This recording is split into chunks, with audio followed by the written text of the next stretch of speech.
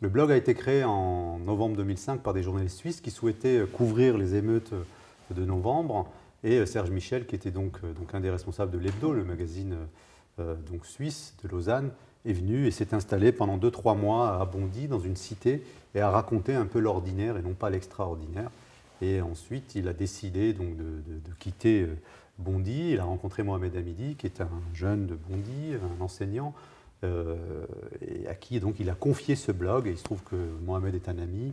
Il m'a appelé, donc on a constitué une petite équipe autour de nous. Et ça fait 6 ans maintenant que c'est le grand carnaval du Bondy Blog. On est partout, on s'amuse, les jeunes progressent, ils sont talentueux, on révèle un certain nombre de choses. Donc on fait finalement monter la parole des Bondinois, mais plus largement, parce que même si on est le Bondy Blog, ce n'est pas forcément que des jeunes de Bondy.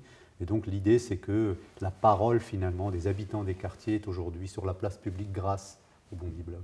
Nous sommes comme ça une trentaine à en discuter, à discuter de la manière dont les médias et la banlieue devraient justement travailler autrement, parce qu'il est difficile aujourd'hui pour un journaliste, notamment un journaliste télévision, de travailler dans les quartiers. Les habitants des quartiers ont le sentiment qu'on leur en veut, il y a une espèce de stigmatisation permanente des médias. Sur la base de ce qui a été fait depuis maintenant quelques années au Bondy Blog, mais aussi dans d'autres expériences, les radios associatives, les télés locales et ainsi de suite, Jérôme Bouvier s'est dit, est-ce qu'on ne pourrait pas calquer finalement le dispositif des artistes en résidence pour pouvoir donc l'offrir à notre profession. On est aux prémices de quelque chose, c'est une idée, et je pense que c'est une idée qui est très bonne à prendre, qu'il s'agit maintenant d'étudier, d'expertiser pour la mettre en place, parce qu'effectivement, tout le monde n'a pas forcément la même culture de l'espace public et de la parole publique. Donc voilà, je pense que c'est un débat que Jérôme Bouvier lance. Moi, je le soutiens vraiment corps et âme sur cette question. Il s'agit maintenant de se prendre le temps qu'il faut pour y réfléchir. 95% des journalistes de ce pays continueront à faire leur travail normalement. Seulement peut-être quelques-uns d'entre eux